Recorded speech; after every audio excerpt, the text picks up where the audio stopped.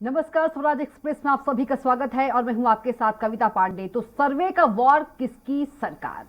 मध्य प्रदेश में इन दिनों 2023 का चुनावी शोर सुनाई देने लगा है। चुनाव से पहले बीजेपी और कांग्रेस में हो रहे कथित सर्वे बीजेपी के लिए चेतावनी है, तो कांग्रेस इनसे खुश नजर आ रही है।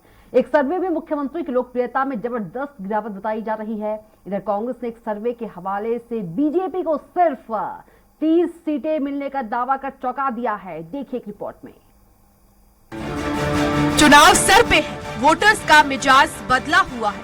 ऐसे में कांग्रेस ने सोशल मीडिया के मैदान में बीजेपी को 30 से भी कम सीटें मिलने की सर्वे रिपोर्ट दौड़ाई, तो हैरत होनी जायज है। कांग्रेसियों को भी यकीन नहीं हुआ कि ऐसा कैसे हो सकता है। ये कौन सी सर्वे रिपोर्ट है?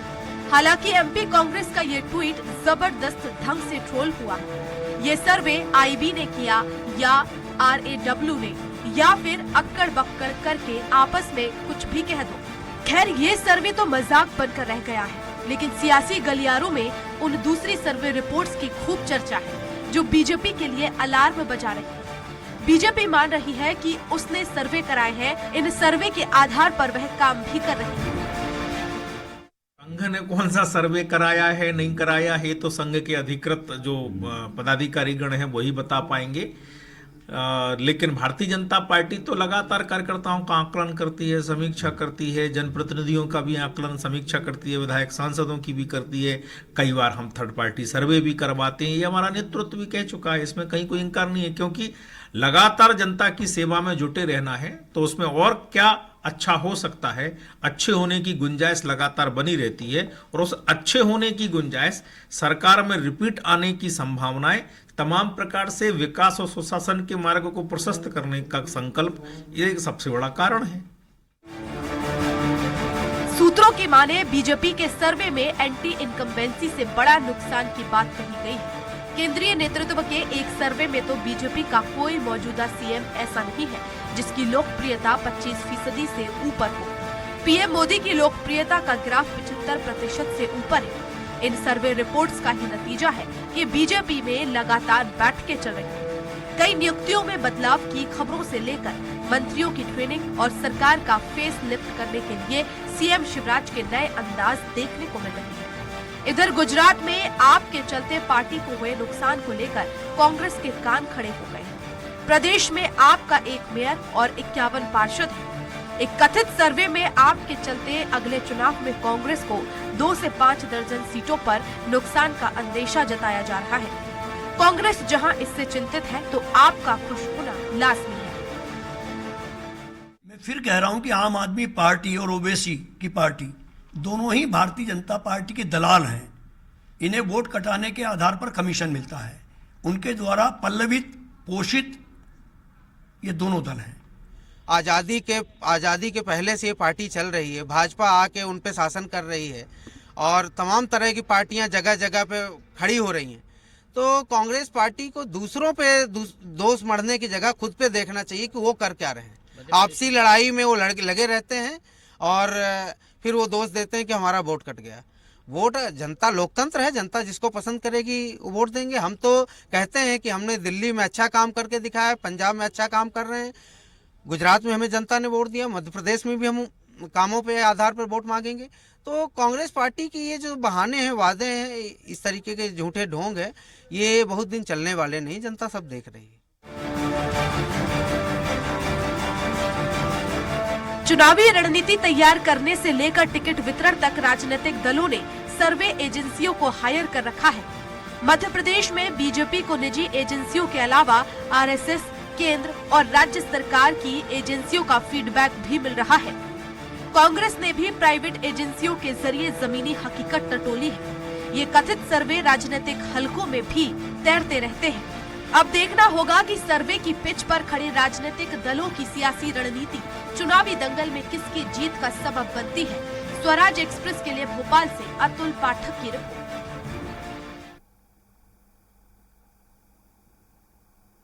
तो दोनों पार्टी करा रही अपना सर्वे। कांग्रेस ने सर्वे के जरिए टटोली अपनी जमीनी हकीकत। तो कांग्रेस के कथित सर्वे में बीजेपी को चेतावनी। तो तो किसकी बढ़ी लोकप्रियता, किसको हो रहा नुकसान? क्या कांग्रेस ने सर्वे रिपोर्ट के बाद की शुरू की तैयारी? दोनों पार्टी करा रही अपना सर्वे।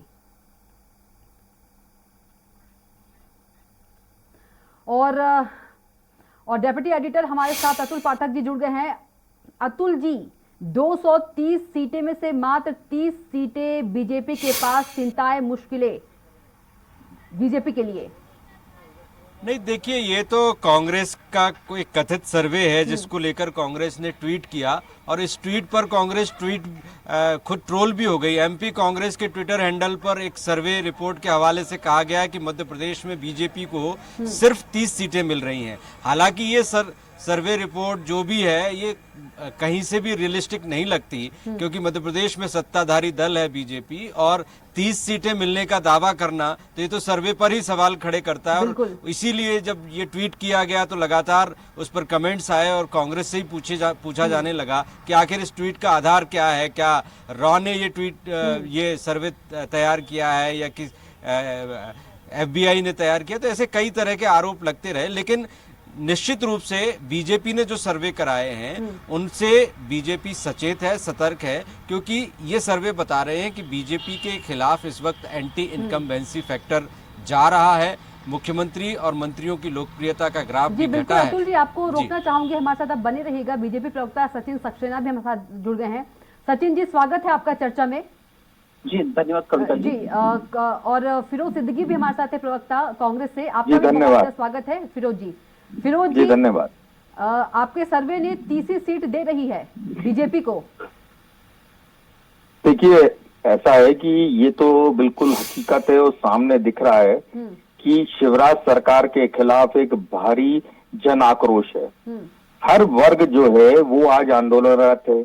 अभी आप देखिए कि जो सबसे निचला तबका है, हमारे बेचारे सफाई कर्मी, जिनकी वजह से आज हम स्वच्छ जीवन जी रहे हैं, और उन लोगों की कर्तव्य परायणता है, वो तक हड़ताल पे चले गए।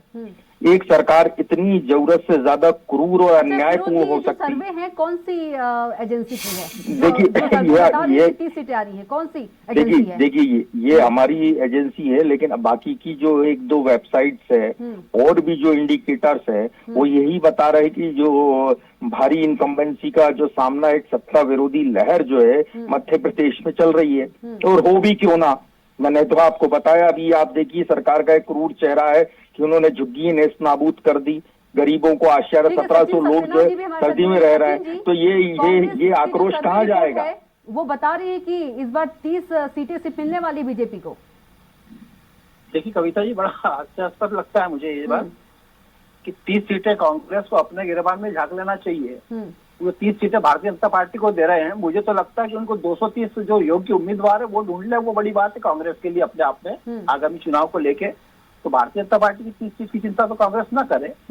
आपने एक प्रश्न उनसे पूछा कि कौन सी एजेंसी है, तो वो बता नहीं पाए, लेकिन मैं बता रहा था कमलनाथ खुश करो एजेंसी है जो इस प्रकार के उल जुलूल सर्वे करती है और भारतीय जनता पार्टी को डोमिनेट करने की कोशिश करती है। लेकिन भारतीय जनता पार्टी में भारतीय जनता पार्टी का कार्यकर्ता जो बूथ लेवल पे काम करता है वही सर्वे एजेंसी होता है और वही सर्वे का स्रोत होता है। हमारा कार्यकर्ता, चूंकि भारतीय जनता पार्टी एक सजग राजनीतिक दल है, हमारा कार्यकर्ता इतना सजग रहता है कि वो जनता के बीच में रहता है, वो समाज के बीच में रहता है, उनके बीच कार्य करता है। इसलिए वहां से जो कार्यकर्ता को द्वारा फीडबैक जो आते हैं, निश्चित रूप से वही हमारा सर्वे होता है। और वो जब सर्वे होता है तो वो जो चीजें नीचे से आती हैं वही चीज ऊपर तक जाती है और उसी आधार पर सब चीजें और सारी प्रक्रिया उसी आधार पर तय होती है। तो भारतीय जनता पार्टी इस प्रकार से जी बिल्कुल, जो कांग्रेस का सर्वे है, तो कांग्रेस के सर्वे से बीजेपी में कोई डर या चुनौती या मुश्किलें आप लोगों को लग रही है? क्योंकि 30 सीटें बहुत कम सीटें हैं। देखिए कविता जी, मतलब पहले तो मैं उनका धन्यवाद दूंगा, कम से कम 30 सीट तो उन्होंने दी। उनका हिसाब चलता है, जो इनकी जो एजेंसी है कमलनाथ खुश करो एजेंसी जो है, अगर ये चाहती तो ये हो सकता है ये 30 सीट भी नहीं देती, क्योंकि तो कमलनाथ को खुश करना है कुल मिला के। हकीकत से तो उनका कोई वास्ता नहीं है। कांग्रेस वास्तव में आज की तारीख में जो है वो आम आदमी पार्टी के तर्ज पे चल रही है। जैसे गुजरात में आम आदमी पार्टी ने लिख के दे दिया था कि हमारी सरकार बन रही है, ये 3 उम्मीदवार जितना है। लेकिन अभी के मिश्रा जी तो आम आदमी पार्टी को बीजेपी का दलाल बता रहे थे। नहीं, मैं वही आ रहा हूँ तो उन्होंने जिस प्रकार लिख के दिया था ऐसे इन्होंने सर्वे करके लिख दिया। तो उनकी जो परिणति हुई थी चुनाव में, वो परिणति कांग्रेस की यहाँ होने वाली है। अब आप उसको भारतीय जनता पार्टी की ए टीम बताओ कि बी टीम बताओ, वो किसकी बी टीम है, किसने दिल्ली में उनके साथ में सरकार बनाई थी, ये आपको और मुझे बताने की आवश्यकता नहीं है कि किसकी बी टीम है वो। तो कुल मिला के कांग्रेस जो है वो अस्वीकार्य हो चुकी है जनता के बीच में, समाज के बीच में। तो इस प्रकार के उलझुल माहौल खराब करने की बातें करती है और सर्वे लेकर आती है, और न जाने किस, अगर इतने प्रमाणिक सर्वे है तो वो लाके बता दे कि फलानी एजेंसी सर्वे करा और इस सर्वे का एक क्राइटेरिया था, उससे बात कर ले अगर कांग्रेस इतनी अगर पाक साफ है तो। लेकिन नहीं, वो बात नहीं करेंगे क्योंकि वो टोटल हवा हवाई है। तो जब जिस चीज का आधार ही नहीं उस चीज को वो क्या बात करेंगे। ठीक है, हमारे साथ डेप्यूटी एडिटर अतुल पाठक जी जुड़े हैं। अतुल जी, आपका कोई सवाल फिरोज जी से और सचिन जी से? नहीं, पहली बात तो सचिन जी, ये बात तो सही है कि कांग्रेस ने जो सर्वे अपने ट्विटर हैंडल पर फ्लोट किया है उसका कोई आधार नजर नहीं आता। 30 सीटें आपको नहीं मिल रही हैं, इस बात से आप आश्वस्त हो सकते हैं। लेकिन बीजेपी का जो आंतरिक फीडबैक है, मैं लगातार बीजेपी को देखता हूं, तो बीजेपी का आंतरिक फीडबैक, केंद्रीय एजेंसियों से जो फीडबैक मिला है, आरएसएस के सर्वे की जानकारी भी सूत्रों से हमें मिली है, ये सारे सर्वे कम से कम ये तो वार्निंग दे ही रहे हैं कि मध्य प्रदेश में भारतीय जनता पार्टी खुशफहमी में न रहे। कहीं ना कहीं भारतीय जनता पार्टी की सरकार के खिलाफ एंटी इनकम्बेंसी काम कर रही है। एक सर्वे जो केंद्रीय एजेंसियों के हवाले से दिया गया, उसमें साफ तौर पर कहा गया है कि भारतीय जनता पार्टी शासित कोई भी राज्य का मुख्यमंत्री 25 से ज्यादा लोकप्रियता का आंकड़ा हासिल नहीं कर पाया, जबकि प्रधानमंत्री की लोकप्रियता 75% पर है। तो ऐसी स्थिति में बीजेपी को सचेत तो होना ही पड़ेगा। अलार्मिंग सिचुएशन बता रहे हैं सर्वे। देखिए अतुल जी, आपका जो कहना है वो निश्चित रूप से आपका अपना दृष्टिकोण हो सकता है, और आप जो आगाह कर रहे हैं, भारतीय जनता पार्टी बिल्कुल भी खुशफहमी में नहीं रहती है। भारतीय जनता पार्टी हमेशा चुनावी मोड में रहती है, हमेशा सजग दल है जो समाज के बीच कार्य करता है। तो वो उससे वाकिफ है कि उसको क्या करना है, आगामी योजनाएं क्या होने वाली है। लेकिन इस प्रकार के सर्वे को लेके किसी प्रकार से उहापोह मच जाए या कहीं कोई विचार कर ले, ऐसा बिल्कुल नहीं है। भारतीय जनता पार्टी के अपने कार्यकर्ता है, अपने बूथ की एजेंसी, अपने अनुशासनिक संगठन है, अपने उसकी मातृ संस्था है, जिनसे वो विचार विमर्श करती है, बातचीत करती है, वहां से फीडबैक आते हैं, उस पर कार्य करती है। जी सचिन जी, आप जो कह रहे हैं, निश्चित रूप से बाहरी तौर पर इन सर्वे रिपोर्ट्स को नहीं देखा जा सकता, लेकिन सर्वे रिपोर्ट्स का ही नतीजा है कि आज मुख्यमंत्री मंच से अधिकारियों को सस्पेंड कर रहे हैं, सरकार का फेसलिफ्ट करने के लिए लगातार प्रयोग कर रहे हैं। उनका अंदाज भी बदल चुका है, मंच पर युवाओं को लुभाना हो या कॉर्पोरेट सेक्टर को लुभाना हो, अलग अंदाज में पेश आते हैं। सत्ता और संगठन में लगातार मुख्यमंत्री निवास पर मंथन हो रहे हैं। लेकिन कांग्रेस की हम बात करें, क्योंकि फिरोज सिद्दीकी हमारे साथ हैं, एक गंभीर नेता हैं। फिरोज जी, 30 सीटें मिलने का दावा तो निश्चित रूप से हवा हवाई है। कांग्रेस के जो इंटरनल सर्वे हुए हैं उनमें भी बहुत सी चीजें ऐसी हैं जो कांग्रेस के लिए सीख देने वाली हैं। अभी भी कांग्रेस के लिए फील गुड जैसी स्थिति नहीं है। 2018 में जब आपने सरकार बनाई थी तो सिर्फ कमलनाथ के दम पर नहीं बनाई थी, उस वक्त ज्योतिरादित्य सिंधिया भी एक युवा नेता के तौर पर फ्रंट पर थे। आज सिर्फ कमलनाथ हैं। ऐसे में क्या आप इस खुशफहमी में रह सकते हैं कि सिर्फ 30 सीटें बीजेपी को मिलेंगी? देखिए, जब तक सिंधिया जी रहे, हम कभी ग्वालियर का नगर निगम और मुरैना का नगर निगम नहीं जीते। आप देखिए कि सबसे 29 लोग उपचुनाव हुए थे, उसमें सबसे अच्छा परफॉर्मेंस हमारा जो था वो ग्वालियर चंबल में ही था। तो शायद सिंधिया जी के जाने से कहीं ना कहीं हमको ग्वालियर चंबल संभाग में फायदा हो रहा है, ये स्पष्ट दिखता है।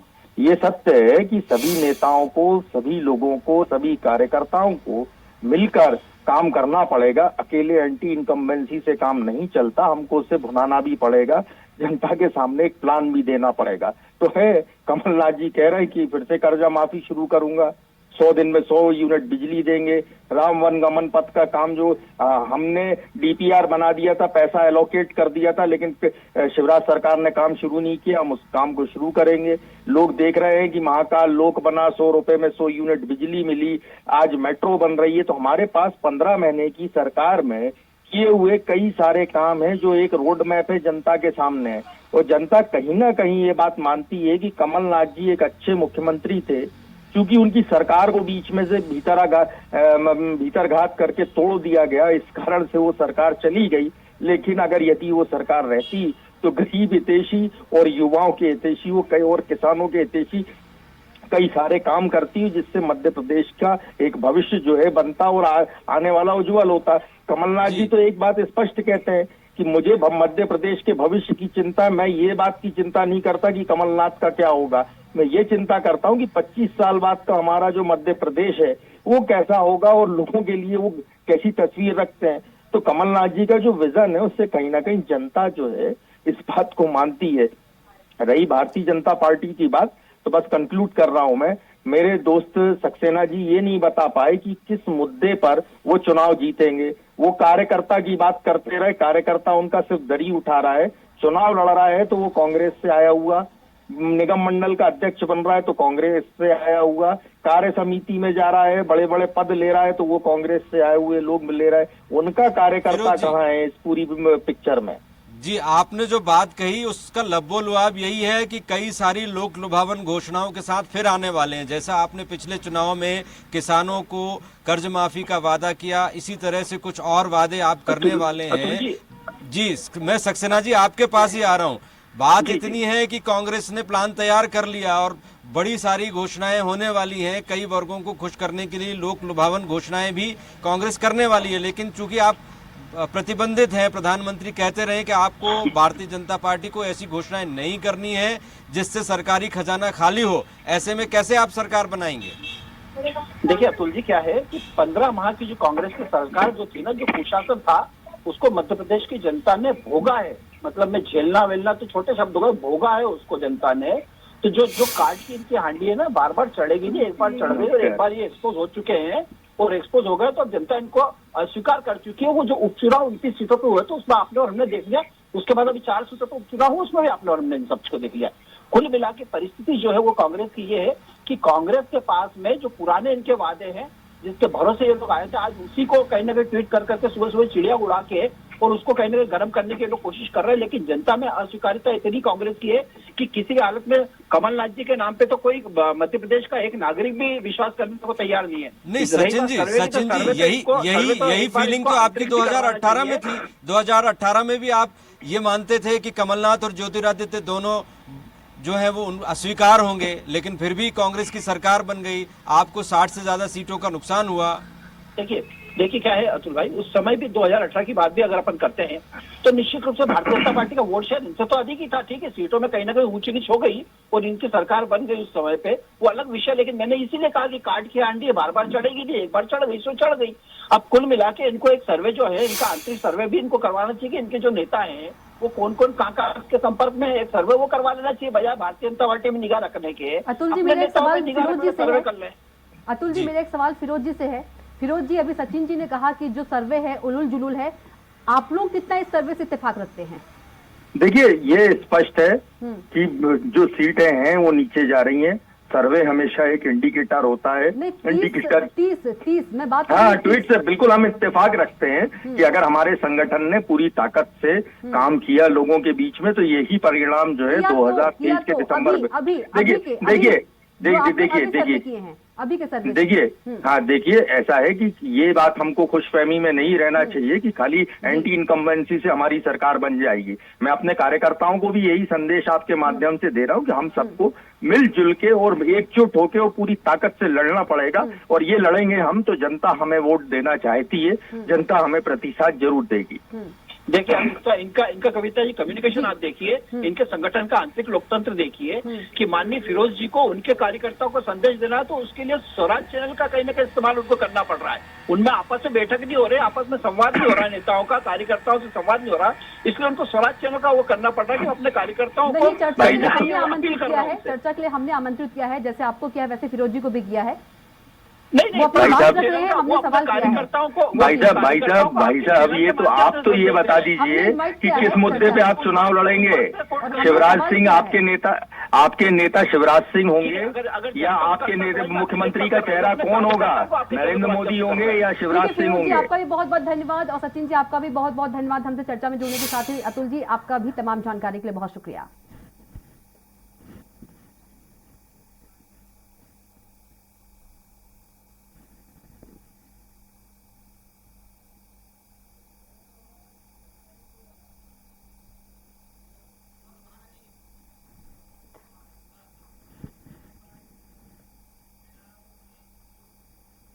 तो जबलपुर में जनपद और जिला पंचायत सदस्यों ने 6 सूत्रीय मांगों को लेकर कलेक्ट्रेट का घेराव किया है।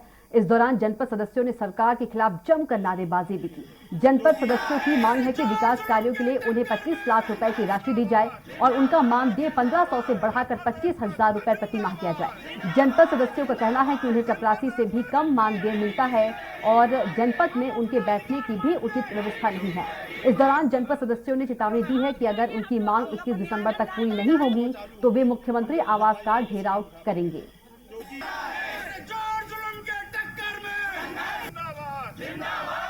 उसके बाद हमने विधायक जी को और उसके बाद आज कलेक्टर महोदय को दिया है और इसके बाद हमारा जो नेक्स्ट प्लान रहेगा, हमारे सम्मानित साथी 20 तारीख की रात को वीडियो कोच बस द्वारा बैठेंगे और 21 तारीख की सुबह सीएम हाउस में जाकर सोते हुए जगाएंगे और वहां पर सुबह की चाय पियेंगे और अपनी पीड़ा से अवगत करवाएंगे।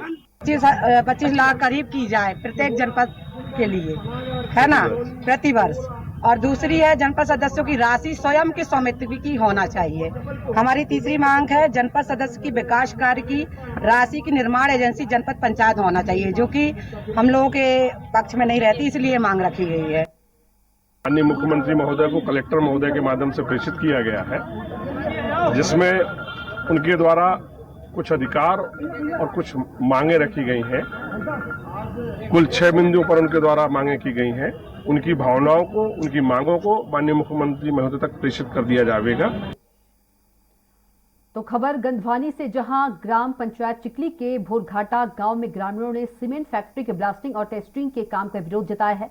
इस दौरान ग्रामीणों ने सरपंच के साथ मिलकर तहसीलदार को ज्ञापन सौंपा और काम रुकवाने की मांग की है। ग्रामीणों का कहना है कि अल्ट्राटेक सीमेंट फैक्ट्री और सागर सीमेंट फैक्ट्री की तरफ से चरनोई भूमि पर ब्लास्टिंग और टेस्टिंग की जा रही है। साथ ही जमीन को अधिग्रहित करने का प्रयास भी किया जा रहा है। ऐसे में तुरंत ब्लास्टिंग और टेस्टिंग के काम को रोका जाए। सर, हम जमीन नहीं देना चाहते हैं और अगला आ रहा है जमीन खोदने के लिए। कौन लोग आ रहे हैं, क्या है?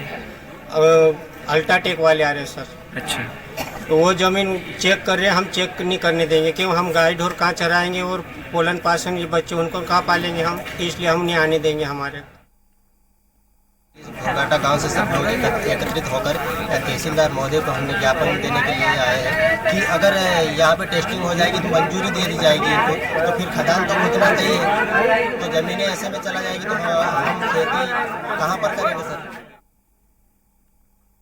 हमारे यहाँ जो खनिज विभाग वाले कोई आ रहे हैं उसमें टेस्टिंग कर रहे हैं, तो हम उसका विरोध कर रहे हैं और भोरघाटा ग्राम के सभी ग्रामवासी तहसील कार्यालय में आए हैं और तहसीलदार को ये ज्ञापन दे रहे हैं।